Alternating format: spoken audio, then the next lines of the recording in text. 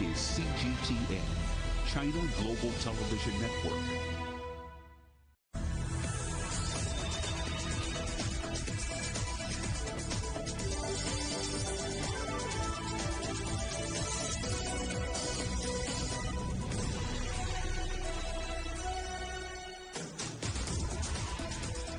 Hello and welcome to Global Business Europe, live from CGTN in London. I'm Jamie Owen. And I'm Robin Dwyer. Our top stories.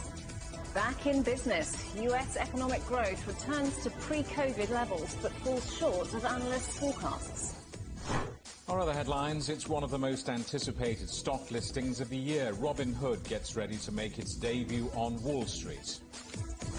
Disruptive climate change isn't a distant threat to Britain. Experts say it's already here. And stop the Olympics. The demonstrators protesting about the rise in cases of coronavirus in Japan. US economic growth has returned to pre-pandemic levels, with GDP rising at an annual rate of 6.5% last quarter. It's been fueled by massive government aid, strong consumer spending and a successful COVID vaccination campaign. But it still fell short of analysts' expectations, with many warning the recovery is far from complete. Let's talk now to our correspondent Sarah Walton in New York. So, Sarah, despite the return to pre-COVID levels, GDP came in below predictions. What's suppressing the growth rate? Yeah, you're right. We were hearing figures from economists predicting growth of somewhere around 8.4% for that second quarter. I mean, they were saying things like it was going to be the biggest period of growth since the early 80s. And they were expecting really a big bump from the springtime figures linked to things like the lifting of some big COVID-19 restrictions here in the US that happened. So, for example, here in New York, we had the mask mandate and social distancing rules lifted in many places. Also, you know, everyone had, about $1,400 of stimulus check lining in their pockets at that time. That doesn't seem to have been enough. I mean, the figure of 6.5% growth is still good, but just nowhere near what people were hoping for. And analysts saying that it's really being tempered by a couple of lingering impacts of the COVID-19 pandemic, such as a labour shortage. There is a record high number of job openings here in the US as companies are really struggling to get people to come back to work, particularly in low-paying jobs. That impacted really by ongoing increased unemployment benefits that were brought in to support those out of work during the pandemic. Also, analysts say just a huge number of people reassessing their priorities when it comes to going back to the workplace. Another issue, also supply chain shortages here in the United States, particularly impacting things like the construction and manufacturing areas. For example, a shortage of microchips really impacting the automotive industry. So a number of those factors really coming into play here as to why that GDP figure wasn't quite where analysts were hoping it would be. And Sarah, what's this GDP figure likely to mean for the Federal Reserve? Yeah, it's an interesting one. So we heard from Jerome Powell on Wednesday afternoon here in the United States, and the Fed announcing that they would leave interest rates unchanged at near zero. And Jerome Powell really giving a very rosy picture of predicted growth. He was saying that real GDP this year appears to be on track to post its fastest rate of increase in decades, and he said they were moving closer to winding down the bond buying program that was brought in to boost the economy during the very height of the COVID-19 lockdowns. Now, that GDP figure, as we said, it's still good, just nowhere near as rip-roaring as it was hoped it would be. And so that is one of the things that the Federal Reserve will have to look at as it sort of considers how and when it's going to ease off on those economy-boosting measures. But also, as well, don't forget, there is this, looming threat of the Delta variant in the US. It's already causing a spike in cases across the country. We've seen a number of states reintroducing things like mask mandates and social distancing. And so even just, the worry about, a new wave of the virus here in the US is enough, really, potentially to cause consumers and businesses to become cautious, and that's going to affect growth. So, a number of factors, really, that the Fed is going to have to take into consideration as it looks at, as they would say in the US, taking their foot off the gas on those economy-boosting measures. And Sarah, plenty of discussion about inflation too. Do you think these GDP figures will influence anything in that direction? Well, the Federal Reserve very much saying that they believe that the high inflation figures are a temporary measure. That is why they have said that they are now going to look at doing things like easing off on their bond buying programme. No more details about that at the moment, but, you know, as I say, there's so many different factors coming into play at the moment that many things they're going to have to consider as they look at how and when they start easing the country off many of the things that, I mean, they've been in place for sort of a year and, you know, more than a year now, how they get the country used to not having some of the economy boosting measures that have been in place for all that time. Sarah Walton in New York, thanks very much indeed. Robinhood, which offers equity, cryptocurrency and options trading through its app, is due to make its highly anticipated debut on the Nasdaq. The company was valued at $32 billion after selling shares in its initial public offering at $38 each, the low end of the expected range. Well, let's talk to Susanna Streeter, Senior Investment and Market Analyst at Hargreaves Lansdown. Susanna, welcome back. Robinhood has become a gateway to the markets for young and first-time investors. I think it's got more than 20 million active users. This was a highly anticipated listing.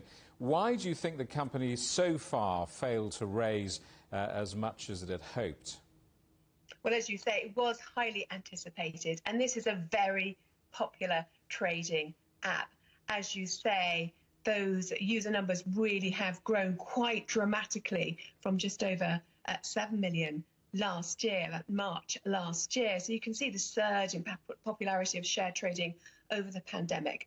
That's partly one of the reasons why perhaps this listing wasn't quite exciting enough for many institutional investors in particular, because there is some expectation that we will roll back from the high intensity share trading that we've seen over the past year, with so many people piling up savings and dipping their toe into the stock market for the first time. But the other really main element here for Robinhood is that it's facing a lot of regulatory scrutiny going forward. Its app has been criticised for not just the gamification of trading with kind of celebratory notifications coming on screen when users make a trade, but also what's called its payment for order flow, the way it makes money. And that is because it doesn't actually charge commission on trades, but instead it gets fees from companies it routes the trades through. And the regulator, the SEC, is looking at this in the United States with a possible view to changing it. Just tell us a bit more about these significant regulatory headwinds. What do you think is ahead realistically? Well, certainly Robinhood and just the way that it operates is coming under intense scrutiny, not least because of the share trading frenzy we saw earlier in the year surrounding meme stocks like GameStop and AMC Entertainment. And a lot of the trades were funneled through Robinhood, and that caused real concern that it was causing volatility within the financial markets. And even Janet Yellen, the Treasury Secretary, stepped in at that time and said it really needed to be looked at. So I think the main regulatory headwind is whether or not its main source of funding could change, and that could be a real headache for the company going forward.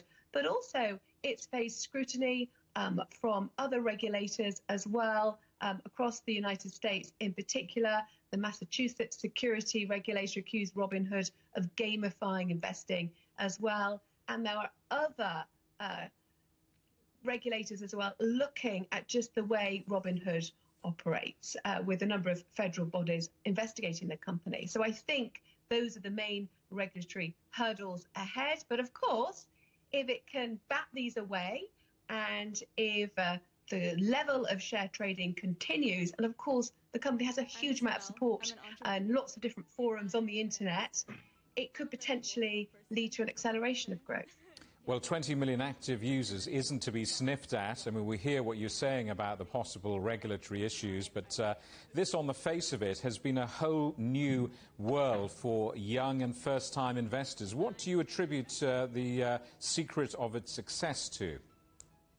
Well, I think now what you're seeing is social media and the financial world really colliding. And this is a trend that really has taken hold over the past 18 months or so. And it's partly a pandemic effect, because with so many people locked up at home with little other activity, so many more people have turned to the stock market. And in many ways, that's really encouraging that more people are dipping their toe into the stock market for the first time, are becoming interested in investing. But the real problem and the real cause for concern is that perhaps too many are chasing the hot stocks, those stocks that appear to be rising very quickly, and people are jumping on the bandwagon in expectation of fast and quick returns, when really they should be looking at diversification and looking at the long term. And so that is the real challenge going forward, is to translate the kind of quick buck investors into those looking at a long-term investment and a long-term relationship with the financial markets. And if that happens, is Robinhood and it's like the future of trading stocks? Well, yes, I mean, it's very well placed because, as we say, we talked about this huge rise in the number of active users and the amount that it's making from payment for order flow, the system that it uses, which enables these trades to be free for its users. It made $720 million for payment for order flow, 3/4 of its total revenue. So you can see that its business model, if it's allowed to stay, is very attractive for those users. But of course, they do have to pay for the trade somewhere. Susanna Streeter at Hargreaves Lansdown in Bristol, thank you very much. They've become household names thanks to their COVID-19 vaccines. But how are AstraZeneca and Pfizer actually doing? This week, they were among the pharmaceutical giants reporting their earnings, and it was a mixed picture. AstraZeneca narrowed its losses from the vaccine in the second quarter from $40 million in the first quarter to $13 million in the second. The UK-Swedish drug maker's earnings, though, are still in the billions. Pfizer raised its forecast for the year to over $33 billion. And in France, Sanofi raised its profit forecasts for this year, saying it's confident about the delayed vaccine it's developing with Britain's GlaxoSmithKline. China's stock market has bounced following a week of rather steep declines. That's after reassurance from the authorities that the recent crackdown on the private tutoring sector will not spill into other industries. Timothy Pope now reports from Shanghai. Chinese mainland market staged a pretty impressive turnaround today. The Shanghai Composite rose 1.5% and the Chinex bounced by a huge 5.3%. There was some buying from the so-called national team of state-backed investors, but these indexes have still got a way to go before they can erase the losses that they were dealt earlier in the week. The Chinex is still down 4% on where it started the week, and the Shanghai Composite is about 3.6% below Monday's opening. The Chinese government has put a substantial effort into calming the market panic that we saw earlier in the week. Official media has been very vocal. Xinhua publishing an editorial talking up China's economic fundamentals and saying that this forms a solid base for the A-share market. Several other publications followed suit. There was also a rather extraordinary video call held by the stock market regulator with heads of major global investment banks last night. That's a big step for the regulator to take to reassure the markets, and it certainly had an impact today. China's new ambassador to the United States struck an optimistic note in his first appearance in front of the media. Xin Gang said his mission is to build bridges and mend relations at a time when the world's two largest powers are experiencing a rather stormy relationship. I firmly believe that the door of China-U.S. relations, which is already open, cannot and should not be closed. This is the trend of the world, the call of the times, and the will of the people. And a quick reminder, CGTN is available to watch for free on all of the major digital platforms, on Smart TV or online on Roku, Apple TV, Amazon Fire and Android TV, YouTube, Dailymotion, CGTN.com and the CGTN app. You're watching CGTN. Still ahead. Wildfires in Turkey leave 3 people dead as emergency services battle the blaze for another day.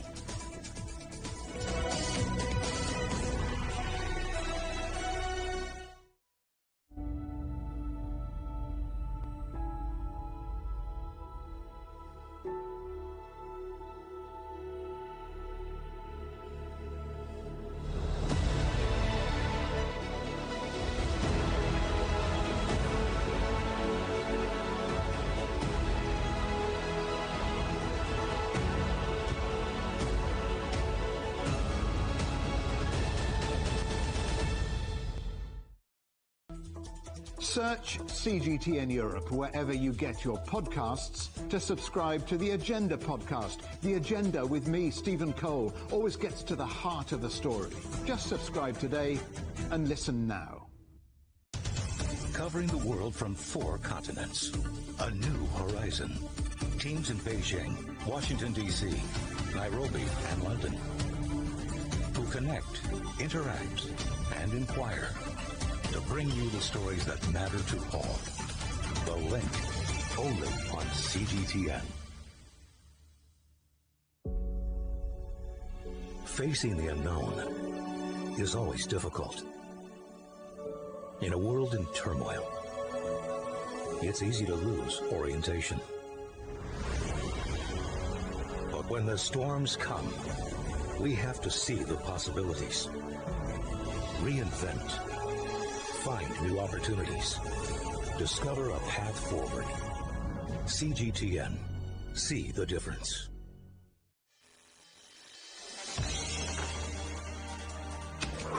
The world has changed under the pressure of the pandemic.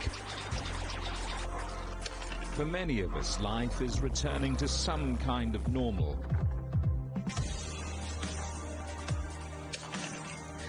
As we're adapting to changes in all of our lives, let Global Business Europe be your guide to the new normal. Join us weekdays on CGTN.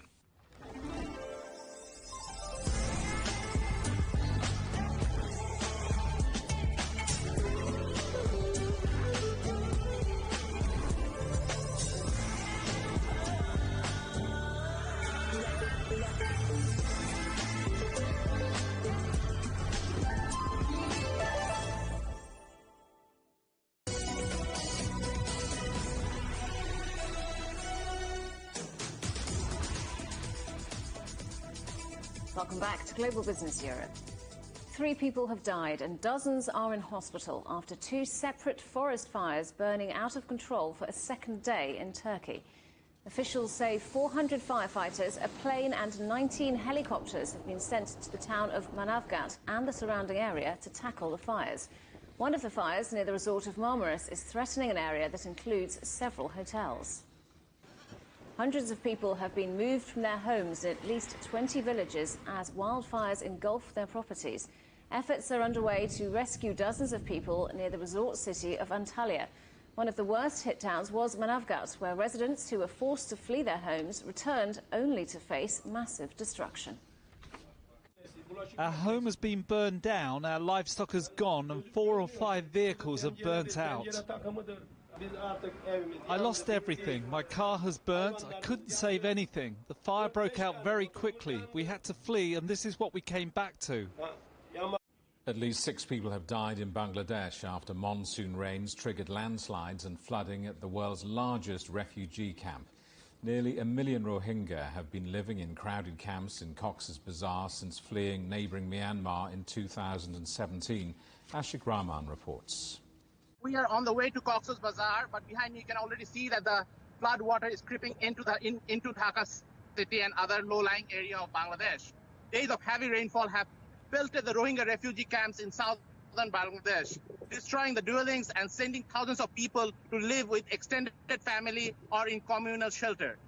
Just in 24 hours, to Wednesday alone, more than 30 centimeters of rain fell onto the camps in Cox's Bazar district, hosting more than 800,000 Rohingya. The UN Refugee Agency said that nearly half the average of July's rainfall in one day, while nearly the half of the July's rainfall have poured down there in one day. More than heavy downpour are expected in the next couple of days, and the monsoon season stretches over the next 3 months as well. The situation is further compounded by the COVID-19 pandemic. This is currently a strict national lockdown in response to the rising cases across the country. More than 12,000 refugees were affected by the rainfall, while an estimated of 2,500 shelters have been damaged or destroyed. More than 5,000 refugees have temporarily been relocated to other family member shelters or communal facilities. And more importantly, the current location where the refugees are actually staying is in the Kutubalong camp, which is basically was an unplanned area.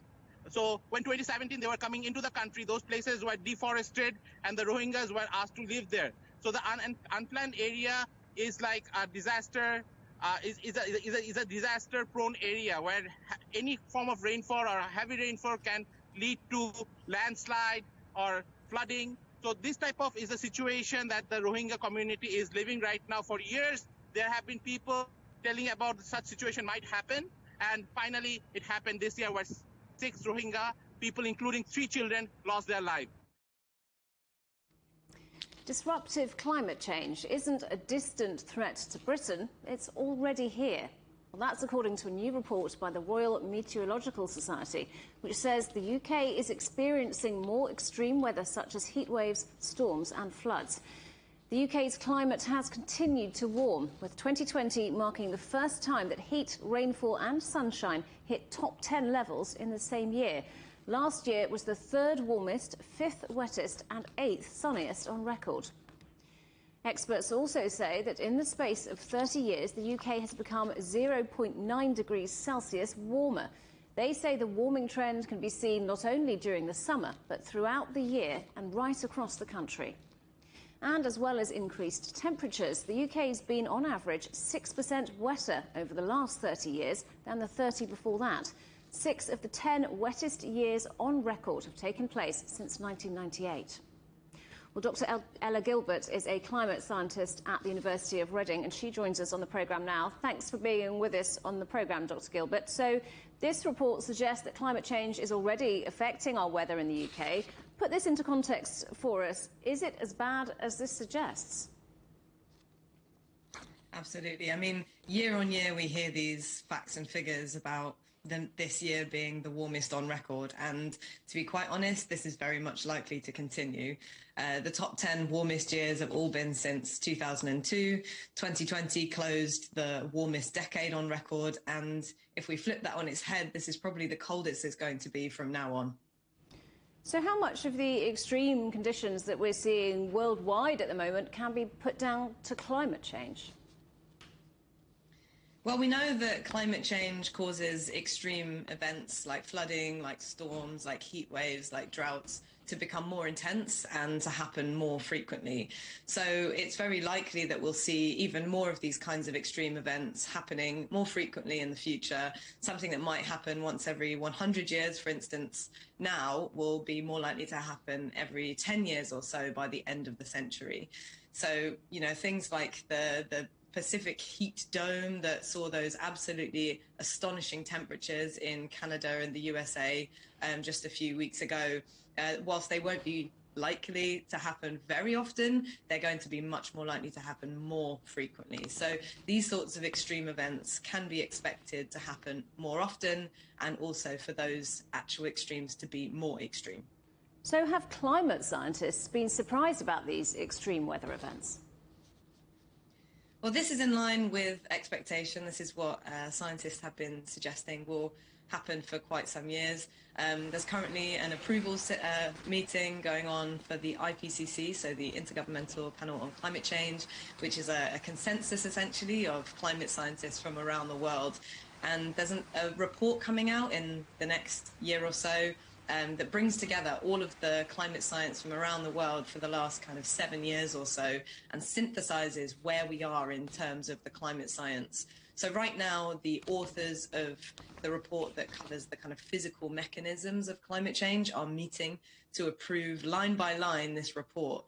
So this reflects the kind of state of our understanding about the climate. We know that extreme events are going to become more likely, and we're unsurprised that they are already becoming more likely.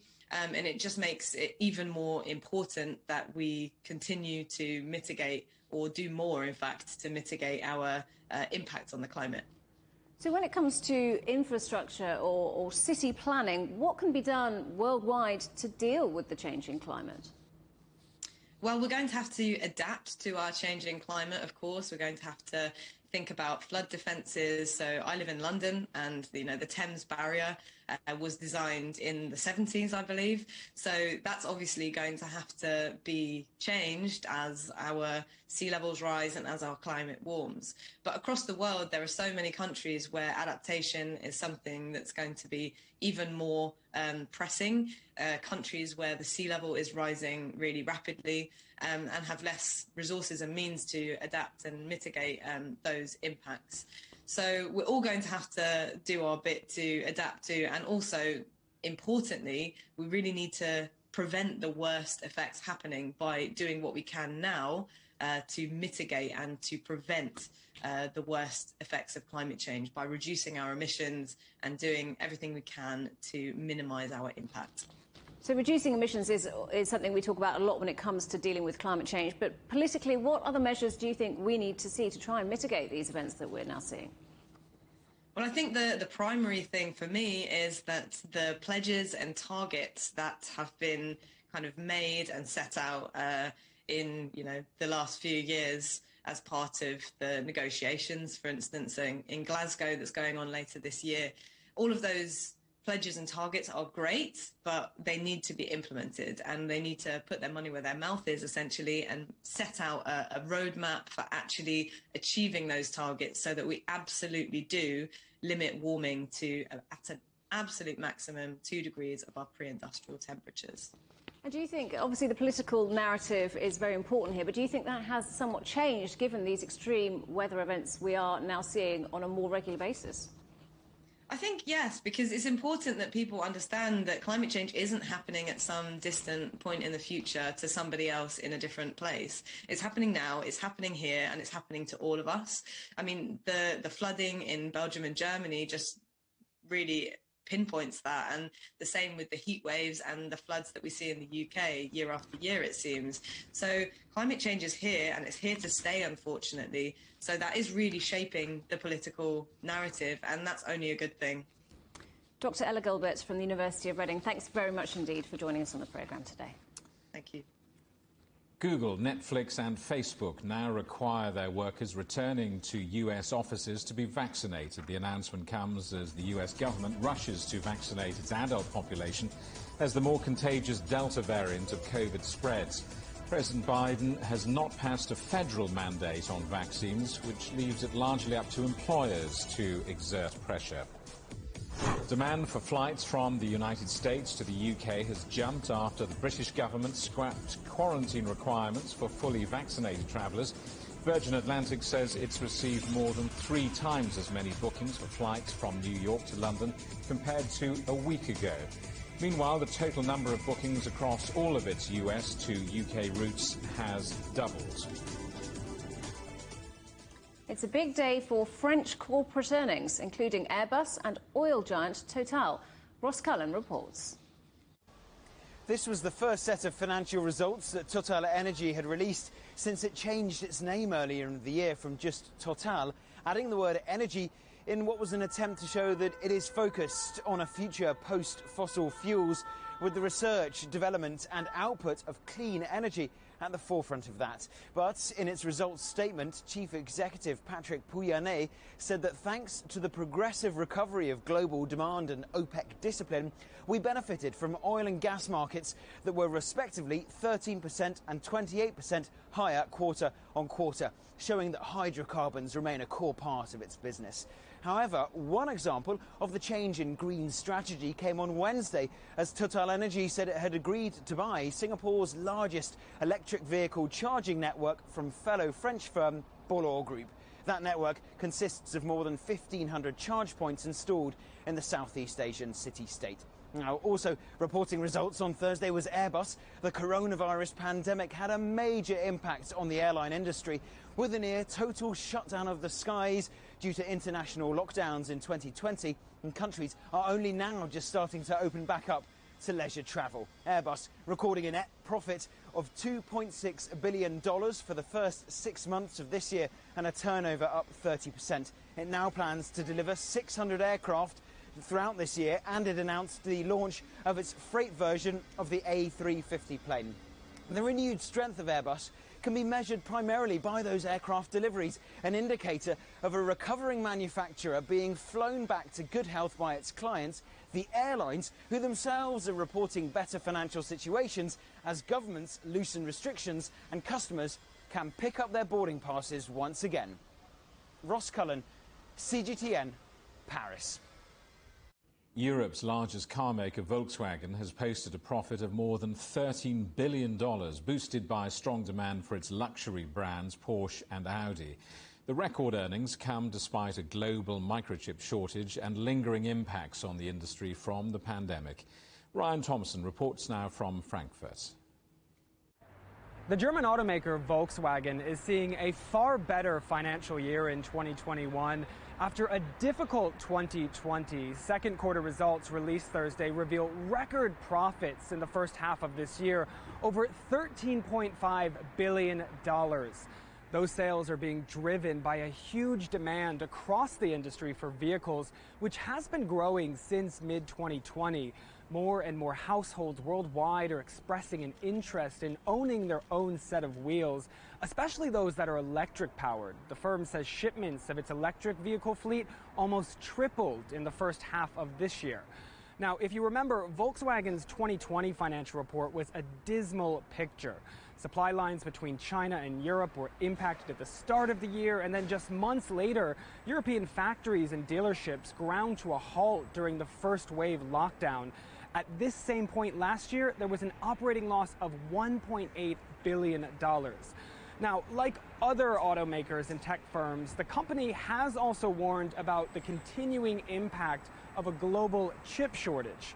So far, that has forced Volkswagen to slightly reduce the number of cars coming down its production lines, but executives say factories should be able to make up for that by the fourth quarter of this year. Ryan Thompson, CGTN, Frankfurt.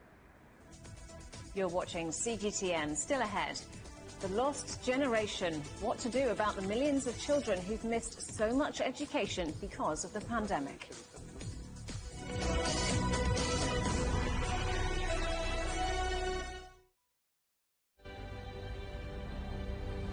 The EU's digital COVID certificate, which offers the promise of unlocking hassle-free travel around Europe this summer. In less than 2 weeks' time, the Czech border will also open to all EU and Serbian citizens. 4.4 million Hungarians received their first dose of COVID vaccine. 18 and over can receive a COVID-19 vaccination, but it does come with conditions. Third wave will probably take longer to emerge. This vaccination centre is part of a massive effort to try and drive down the numbers of the new variant that was first identified in India.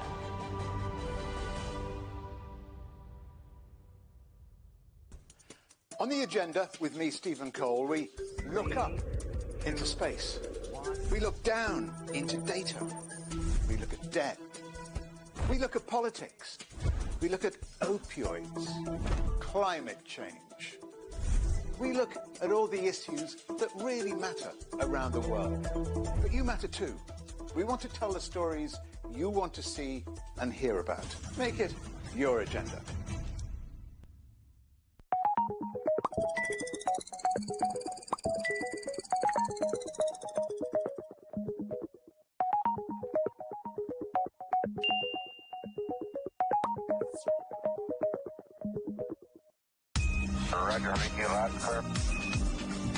We can try out the wild and crazy ideas.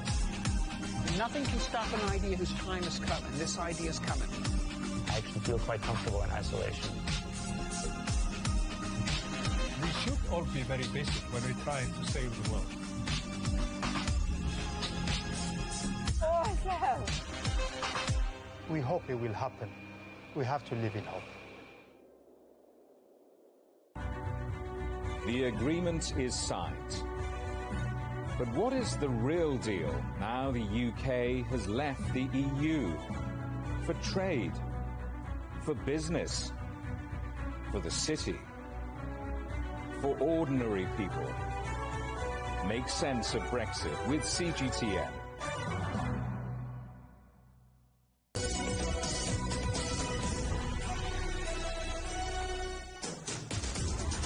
Welcome back to Global Global Business Europe with Jamie Owen and Robin Dwyer. Our top stories. Back in business, US economic growth returns to pre-COVID levels but falls short of analysts' forecasts. Our other headlines, it's one of the most anticipated stock listings of the year. Robinhood gets ready to make its debut on Wall Street. And disruptive climate change isn't a distant threat to Britain. Experts say it's already here. 20 million more girls are at risk of dropping out of education because of the pandemic. That's according to the Nobel Peace Prize winner Malala Yousafzai, who says climate change will exacerbate the situation. She's the co-founder of the Global Partnership for Education, which is aiming to raise $5 billion at an event today, attended by Britain's Prime Minister Boris Johnson and his Kenyan counterpart, Uhuru Kenyatta. Let's talk to our correspondent, Nicole Johnston, who's been following the story for us. Nicole, what's been said at this summit about the pandemic and in particular about the education of girls? Well, first of all, we've just heard from the two hosts that you mentioned. British Prime Minister Boris Johnson was his usual optimistic self. He said that this global summit could be the silver bullet, in fact, to solve all of humanity's problems. Now, the Kenyan president was perhaps slightly more realistic. He talked about the education of girls, as well as applauding the contribution of teachers during the pandemic, saying that they had been the silent heroes. But really, a lot of the conference and summit has focused on COVID-19 and the issue of how it has set back education sort of further and faster than was expected. They talked about the fact that half of the world's children have been out of school. At the peak of the pandemic, 1.66 billion children were at home, and the fear is that some 24 million of them may never return back to school, and that many of them are girls, in fact. Let's have a listen to what the Nobel Peace Prize laureate, Malala Yousafzai, had to say. Nearly 130 million girls were out of school before the COVID-19 pandemic. Now, 20 million more girls are at risk of dropping out because of it. Climate change is exacerbating the issue. Malala Fund estimates that climate-related events will lead to at least 12.5 million more girls a year deprived from learning. Nicole, how close does this summit look to meeting its goals? Well, the target had been to raise $5 billion over the next 5 years, and that would have created some 175 million extra positions, classroom positions for students in school. But it's just been announced at this stage they've raised around $4 billion. Now, of course, the international community, non-government organisations, aid groups, they will see that as a failure. The response, though, from the summit is likely to be that, well, they have 5 years to raise this amount of money. They've got $4 billion. There's another $1 billion to go, so they'll be hoping to raise more money over the next few years. Some of the other targets, though, with respect to the education of girls, which has been perhaps their main focus, is to try and get 40 million girls into education, at least the first 12 years of schooling over the next few years. Nicole, was this rather embarrassing for the UK? Because we've been reporting about the UK cutting its foreign aid budget. Well, the British government would say that it's not embarrassing, but non-government organisations and aid groups have been pointing out, as you said, that the British government has cut its international aid budget by more than $5 billion, in fact, a huge cut. Now, the United Nations recommends that countries spend 0.7 of their GDP on international and foreign aid. The UK has cut that to 0.5. It doesn't sound like a huge amount, but it actually is. And all sorts of programs across the developing world, low-income countries, have been cut. So aid groups have said that it's not a good look for the British government. On one hand, they've cut their foreign budget, and on the other hand, they're trying to get pledges out of a long list of countries to try and increase their spending on education. The government, though, says that it's maintaining its targets, that it's doing everything it can, of course, for the education of students during this COVID-19 pandemic, and especially for girls. Nicole Johnston in London, thank you very much. Hungarian farmers are struggling to find enough workers to harvest fruits and vegetables. It's costing more than $190 million a year in lost crops alone and is permanently changing the industry.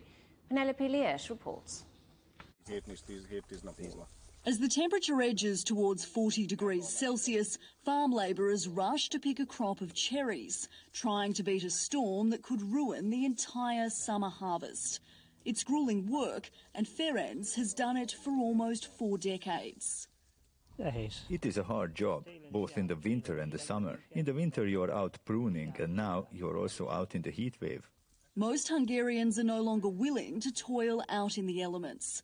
Farmers are struggling with a labour shortage sparked by hundreds of thousands of workers leaving for Western Europe during the global financial crisis. Most of this labour force is still missing from the Hungarian labour market. The second reason is the ageing of society. Young people are less and less attracted by this type of work. Generally, we have to do these jobs with the 50 to 60 age group. It's costing more than $190 million a year in wasted crops alone, and some parts of the industry are drying up altogether. The labour shortage is so great that the area under cultivated crops such as raspberries and blackberries has been significantly reduced or has virtually disappeared. It's not just Hungary's fruit and vegetable industry that's struggling. The pandemic has affected seasonal work across Europe and caused major labour shortages on UK farms. Farmers in the US are also struggling to attract new employees. Workers believe better pay is the only solution. There would be more workers to do this job if it was paid better. Minimum wage is not really inspiring people. But farmers see their businesses needing to remodel and rely on technology instead. There is a growing need for mechanisation and automation, and EU subsidies for tenders are pointing in this direction.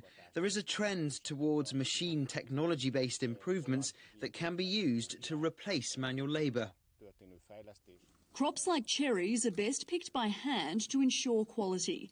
But it's likely these traditional skills will be lost if and when people like Ferenc are replaced by machines. Penelope Liesch, CGTN, Wieferto.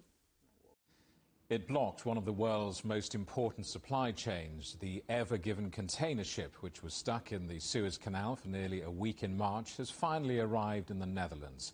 Stefan de Vries reports. All's well that ends well. After its longest voyage ever, which began in March, the Ever Given arrived this morning at dawn in Rotterdam, Europe's largest port, 4 months later than planned. So she arrived this morning at 5 o'clock, which was as per plans.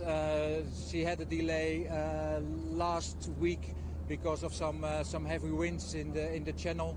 It has now been docked, and she's expected to be here till Monday. The Ever Given grounded on March 23rd, blocking the Suez Canal, one of the world's busiest waterways. The grounding caused a backlog in global trade, and the ship then spent more than 3 months impounded by a Suez Canal authority during a dispute over compensation with its owners. The amount of money paid to settle the dispute remains unknown, but the issue was resolved, and on July 12th, the 400-meter vessel, loaded with about 18,000 containers, could finally sail from Egypt to the Netherlands, along with its crew. Now, the crew is still on board. They can change if they want, but they have chosen to stay on board till Dunkirk, so that after the ship has been completely empty, then the crew will change. The Ever Given will stay in Rotterdam till next week. It is not yet known if it sustained any damage from its misadventures in Egypt. And after she's empty, she goes to Dunkirk for dry docking and to see if there's any repair necessary. Stefan de Vries, CGTN, Rotterdam. China has criticised the UK for sending a group of Navy ships led by an aircraft carrier to the South China Sea ahead of joint military drills with Japan. The Ministry of Defence said China respects countries' freedom of navigation but strongly objects to any provocative behaviour. Britain's Ministry of Defence says the ships are in international waters. Hundreds of troops are being deployed to patrol Sydney to enforce lockdown after a record spike of coronavirus. Authorities in New South Wales say at least 300 unarmed soldiers will be deployed. Sydney has reported 239 new cases of the highly infectious Delta variant, the highest number of COVID cases since the beginning of the pandemic. The city has extended lockdown for another 4 weeks. US Secretary of State Antony Blinken says negotiations with Iran to revive the 2015 nuclear deal cannot go on indefinitely. He says Washington was prepared to continue negotiations, but that the ball was now in Iran's court. Tehran has been holding talks with major powers on bringing the US back into the agreement. Former US President Donald Trump withdrew from the Iran nuclear agreement in 2018 and imposed sanctions. Lebanon's parliament is ready to lift immunity for parliament members. That's to allow questioning over last year's port blast in the capital, Beirut. The explosion in August killed more than 200 people, injured thousands and destroyed large parts of the city. Parliament Speaker says the priority is to complete cooperation with the judiciary. Heavy rain triggered by Typhoon Infa is hitting East China's Jiangsu province. Nearly 100,000 people have been moved to safer areas. That's after the water level of Taihu Lake, one of the largest freshwater lakes in Jiangsu, began to rise. After the floods, now the insurance bills. As flood victims in China rebuild their lives after the deluge, insurance companies are receiving a record number of compensation claims, amounting to hundreds of millions of US dollars. CGTN's Sensor Yuan reports. Unprecedented flooding in the city of Zhengzhou has destroyed or seriously damaged property, including cars and other automobiles.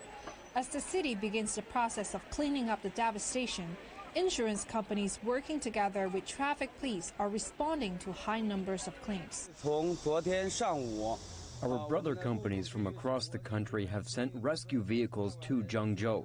We've begun the rescue process. We're also maintaining timely communication with traffic police about the situation on the streets. The People's Insurance Company of China, or PICC, estimates that compensation to its clients will reach 2 billion yuan, or 307 million US dollars, according to a statement on its website. Latest figures from last Friday show total claims for insurance companies in Henan nearing 1 billion US dollars. Officials have introduced policies to compensate impacted individuals as soon as possible, limiting the time to process the claims. To speed things up, companies have opened up fast lanes to deal with the claims. Local insurance companies have set up rescue and communication platforms via phones, WeChat, and emails, and are promising to handle the requests on time. We have come up with a simplified process free of necessary proof of weather conditions, followed up by a free rescue. Companies say the majority of claims are related to vehicles, but they also include damage to agriculture, homes, and other property, as well as life insurance. They say they hope faster compensation can comfort those who have suffered losses in the disaster. Chen Ziyuan, CGTN, Zhengzhou, Henan Province. You're watching CGTN. Still ahead, stop the Olympics. Demonstrators call for the Games to be cancelled as COVID cases rise in Japan.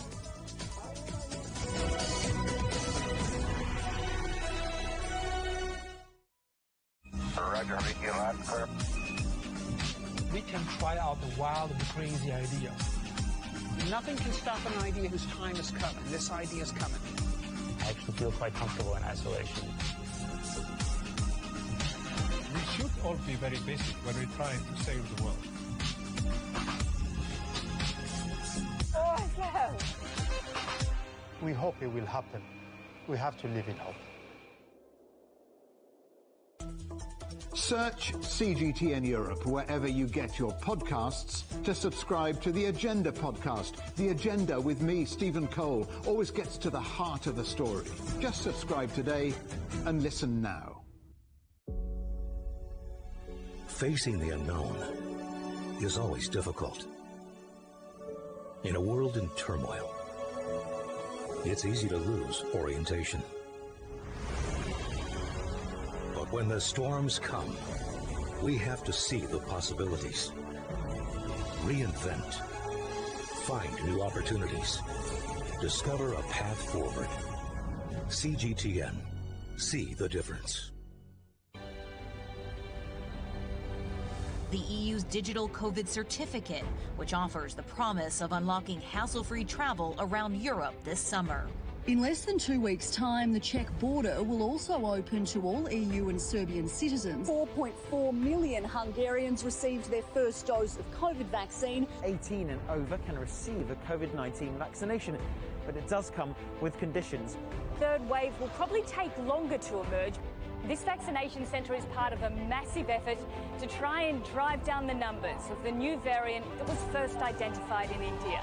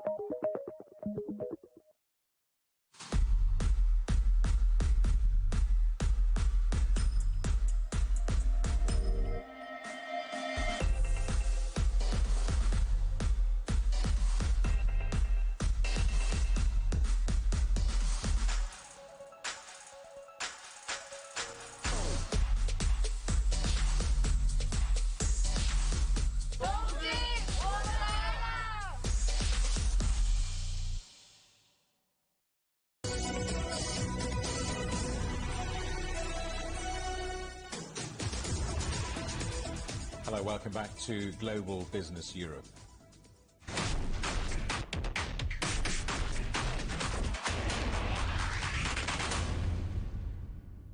COVID cases in Japan have surged to record numbers, forcing Olympic organisers to dismiss any links to the Games and defend their safety measures. Protesters in the capital are calling for the Olympics to be cancelled as nationwide daily infections top 10,000 for the first time. Tokyo, which is under its fourth state of emergency, reported 3,865 new cases, double that of a week ago. In the Olympic Village, there were 24 more positive tests. That's the highest yet, bringing the total number of infections to 193. China is now leading the medals tally with 15 gold, 7 silver and 9 bronze. It's closely followed by Japan and the United States. The Russian Olympic Committee is 4th and Australia is 5th. John Matthews reports now on the day's events from Tokyo and the ongoing COVID concerns. Official numbers only show around 500 ongoing severe cases, but hospitals say that number only counts those who are near death and that patient beds are beginning to fill up. Neighboring prefectures to Tokyo are also seeing record high caseloads. Their governors are set to call for a new state of emergency in their areas. The Japanese Medical Association has also suggested this be made a nationwide declaration, but there's no sign yet this will impact the ongoing Olympic Games. Organizers say the competitions are not connected to the uptick, while domestic commentators say the Games are encouraging people to ignore government requests to stay indoors. Now, over to the Games, it is a tight three-country race for golds. China and Japan are tied at 15, with the U.S. just behind at 14. Now, China grabbed 3 golds in Thursday's competitions. That's including a world record time from the 4x200 women's freestyle relay team, fending off the U.S. squad led by favorite Katie Ledecky, plus another heartbreak today for Team Japan in tennis.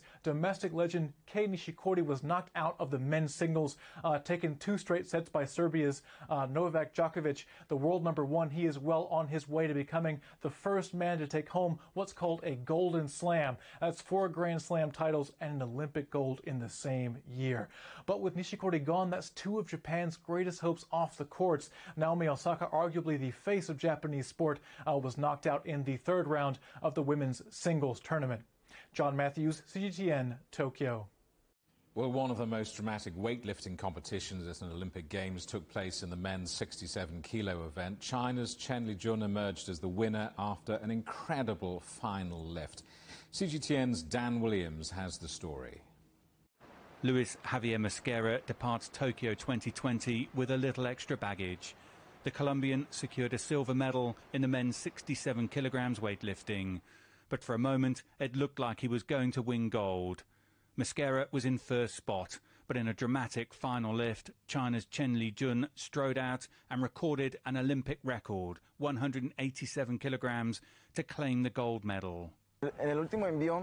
In the last attempt, I was over the Chinese athlete by 6 kilos, and we thought that going into the last lift, we were securing the gold. And then Chen came out and did his 7 kilos, and he impressed everyone. The truth is, he's a very strong competitor. I had the gold medal a lot of times in my hands, but he took it from me, and that's how competition is. Luis Javier Mosquera's silver medal is a further sign of progress for the Colombian. He finished 4th at Rio 2016, but was upgraded to bronze after another athlete failed a drug test. And he's already focused on completing his set of Olympic medals at Paris 2024. This time I couldn't make the gold, and I know for the future I have to work hard.